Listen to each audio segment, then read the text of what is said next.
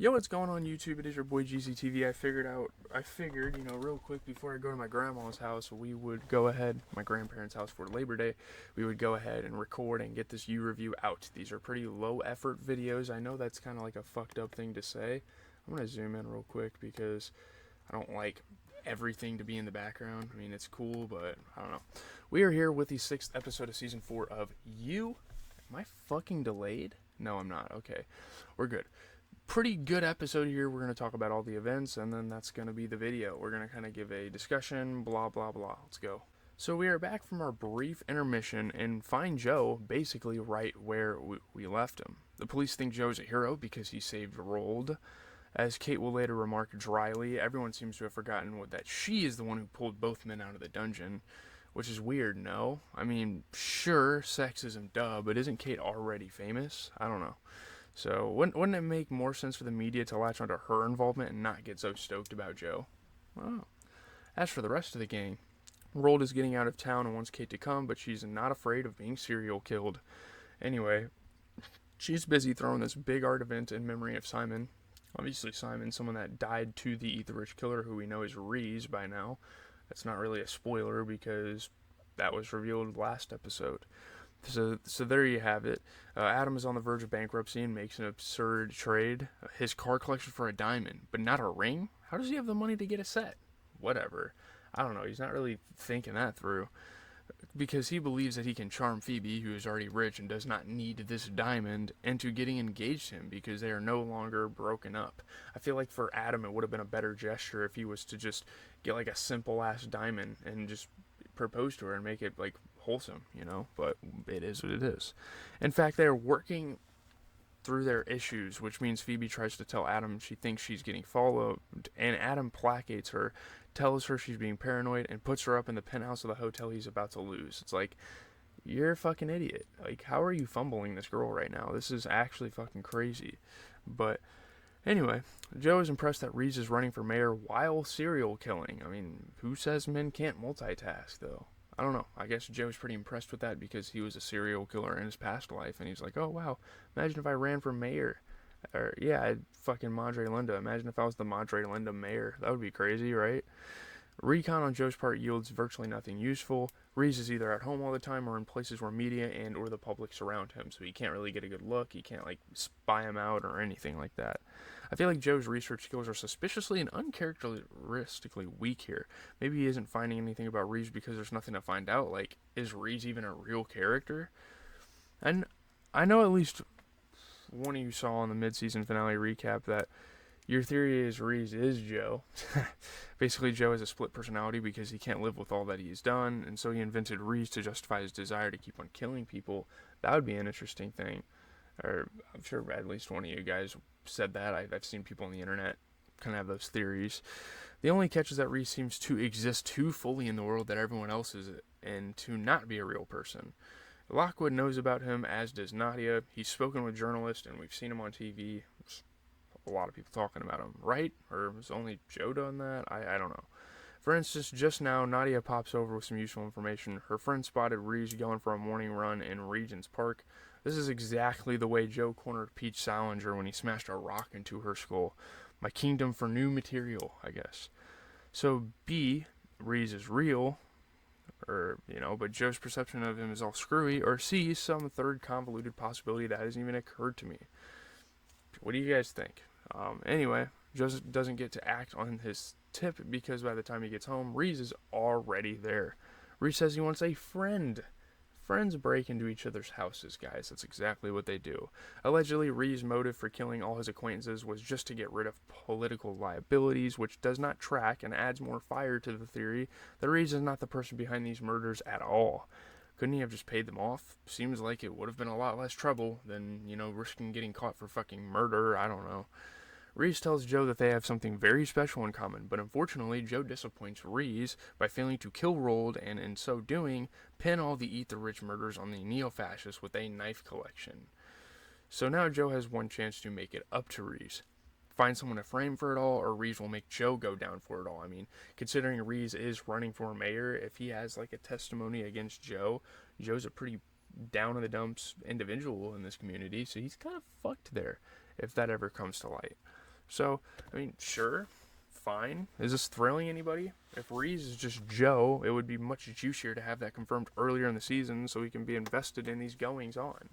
I feel like this would have a lot more pop if Rhys weren't some random guy we met 5 episodes ago. If it was someone we actually developed. And that is like a really weak point. That is a really weak thing about how this show is created. You know, these characters only last a season usually, and then we move on to another setting, another set of storylines. It's strange for sure.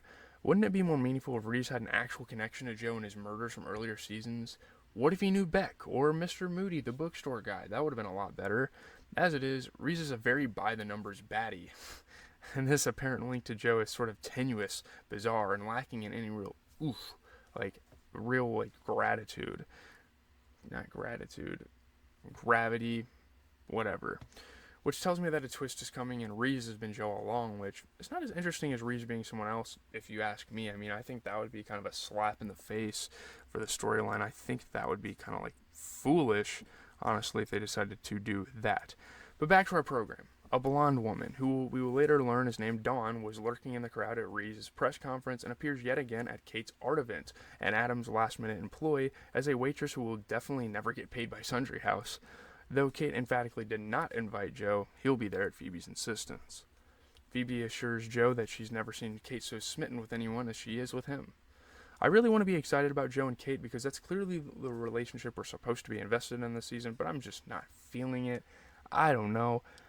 What do you guys think? I mean, you know, he's Penn Badgley talked about this before, but yeah. And since we never got any real closure with Marianne, I don't know how we are supposed to square Joe's investment in Kate with his purported eternal devotion to a woman he wanted to run away with and who he knows is still out there hating his guts.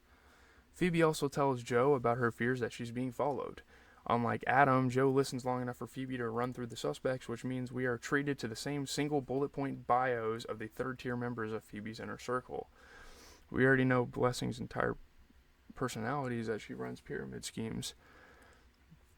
Cut the filler and stop making these episodes 50 minutes long. Like, come on, we don't need to introduce these characters. It's not fucking Suicide Squad times 40. We don't have to do that every time. If the justification for this is to catch us up since the mid-season break, may I just say that the mid-season break served no purpose but to sap any momentum the show is trying to build. Another contender is someone named Connie, who has no alibi and has made no impression on me as a viewer, but I have no idea who he is, except in the second episode of the season, he was the horse guy. Do with that what you will.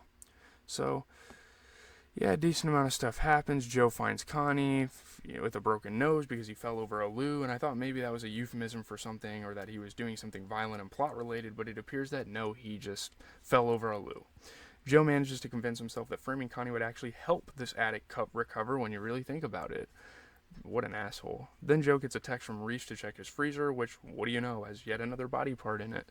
This time it's Simon's ear. Lovely. Joe needs to plant this ear on someone tonight, or it's on you tomorrow. At the art event, the perfect place to plant the ear and an ear on an unsuspecting soon-to-be suspect, detectives are also in attendance, which is great, obviously. I wonder why exactly planting the evidence is even Joe's problem. Didn't Rhys explicitly say all Joe had to figure out was the who and Rhys would take care of the how? What the fuck? How does that even make sense? But Nico, a shopping heir and bachelor in the mold of that Stavros guy who dated Mary Kate way back when, arrives to do a lot of cheek kissing and flirting with Kate. Everything he says is exactly what she wants to hear. He doesn't work for his dad anymore. He's free now, chasing his own passions. Sure. Meanwhile, Adam corners Joe to say that he will propose to Phoebe, so can Joe please say a bunch of nice stuff about him to her? Joe turns around and runs into Nadia and Edward, whom you may recall as the guy who was arguing so heatedly with Nadia during class in the premiere that Joe predicted they'd either kill each other or date, which is what they're doing now. I love that Nadia's reaction to seeing Joe at this event is to blurt out, "I'm confused. Are you rich?" Nadia wants a selfie with Lady Phoebe, ironically, which feels very out of character. I get that she needs to want this for plot reasons, but it lands so awkwardly. So Kate kind of moseys over, starts talking to other people. I got a lot to go in my notes here. Kate moseys over to Joe to accuse him of sending her mixed messages. Joe can't have this conversation right now because he needs to have a severed ear in Connie's pocket. Except he can't do that because, surprise, Connie says the conversation he had with Joe earlier in this episode was the wake-up call he needed to book himself into rehab. Joe is struck with late-onset conscience and cannot frame this soon-to-be-saved young man, so Joe is still stuck with the ear. Phoebe is told by Dawn, our blonde waitress, that the police have asked her to quietly escort her to the safe room. I don't mean to be harsh, but why on earth would Kate believe a waitress she has never met has been entrusted with this task? Nadia observes a suspiciously swift entrance into an elevator. Dawn, we soon learn, is Phoebe's stalker, and she traps Phoebe in one of the Sundry House rooms. While Phoebe lives out her nightmare, Nico buys Simon's entire art collection. He swears he'll be loaning most of them to the National Gallery of Athens. He tells Kate point blank that she is hot and smart and sexy and loves having sex, so what are we waiting for? Honestly, great pitch. She agrees to a tryst the following night. Nadia tells Joe that she saw what she saw regarding Phoebe in the elevator, and Joe immediately clocks that whoever pulled Phoebe away was not, in fact, the police. For some reason, it does not occur to the police to check any of the rooms in this hotel. But it does occur to Joe, who very quickly figures out what room Phoebe and her captor must be in.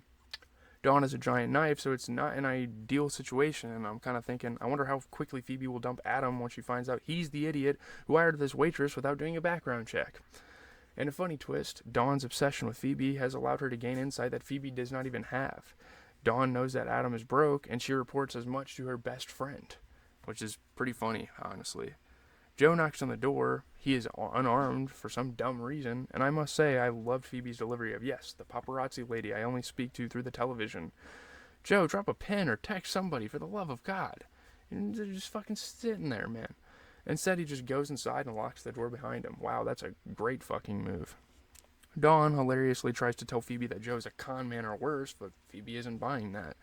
Joe has a great voice for hostage negotiations, and Phoebe has remarkably quick reflexes. She manages to get the knife from Phoebe and yells that she is tired of being fake protected. During the scuffle, Joe slips the ear into Dawn's backpack. In a convenient or suspicious twist, depending on your point of view, Joe is the hero yet again. But Nadia is starting to wonder about him, and I am rooting for her. I think that would be a cool character to see, make some revelations, throughout the season runs. Joe has some long game to expose Rhys as the real killer and ultimately exonerate Dawn. Why? I'm sorry, but this is so convoluted it has nothing to do with the fun heart of the show, which is subverting the supposedly romantic tropes of boy meets girl, does anything for her. That makes you so fun when it's really in the zone. So, in a confab with Edward, Nadia applies the rules of whodunits to their real situation. Where was the last time you read something where the outsider kept being the hero but actually had no deeper connection to the story? I know, of course, she's talking about Joe, the outsider, but I'm hoping this is an extra meta line by the writers, promising that at some point, Rhys will be revealed as someone from Joe's past. Adam takes Phoebe to a fancy picnic to propose to her, and instead, she dumps him, confessing that she knows all about his money problems. Found out from my stalker of all people, and saying that if he really loves her, he can sort out his financial problems and come back to her then. She doesn't need fucking money, she doesn't need to go on trips, she's fucking Lady Phoebe. Nico meets Kate at her place, but just as they're starting to have a very good time, Nico's phone buzzes with a text that says, "Call me after," and it's from Tom Lockwood. "Buddy, save her dad's number under a code name, or something. Amateur hour." Nico tries to argue that Kate's dad is a good guy who wanted to do something nice. It is hilarious to think of her dad sending her a hot fuck boy to buy her art and make her come just so he, the dad, can be supportive. For the 10 millionth time, Kate says these gifts are just her father's way of controlling her and proving that he can manipulate her no matter what she does. Joe observes all this through the window because Kate never closes her curtains. After Kate throws Nico out, Joe goes over, of course. Joe tells Kate that she's not crazy, there is something between them. He explains that they cannot be together because, my past is not great. She says that she also has a past. And we're thinking okay, but did you commit a string of homicides? She promises they can have a don't ask, don't tell policy, literally everything they ever did before the day they met, which is a terrible idea on Kate's part, obviously, if you know Joe well enough. Joe is thrilled and they finally kiss for real, but Joe still doesn't spend the night for some reason. A bit odd, obviously. When Joe gets home, Rhys is already there. Joe naively thought this whole thing was over, but Rhys says there is a main event. He wants Joe to kill Kate's dad. Yet another character we have not met, and we've now had 6 episodes to meet people who matter, whose fate is supposed to be of interest to us. How the fuck we never met her dad? I don't know. That's gonna do it though. I'm sorry if this episode was long. I was kind of fucking yapping my ass off. It is what it is. I'm gonna get this posted for you guys real quick. Don't you worry about that. These are pretty low effort videos, but tomorrow we're going to be doing Road to Glory, and honestly, I think throughout the weeks we're just going to do U reviews just so we can end this season, and maybe when season 5 comes up, we can, interrupt our movie programming for that type of stuff. So I think that'll be fun for the week. Kind of have a chill week for myself, don't have to overwork and that type of thing. we should return to movies somewhat soon, maybe like in a couple of weeks. But I just want to finish this so we can talk about the NFL because sports are here finally.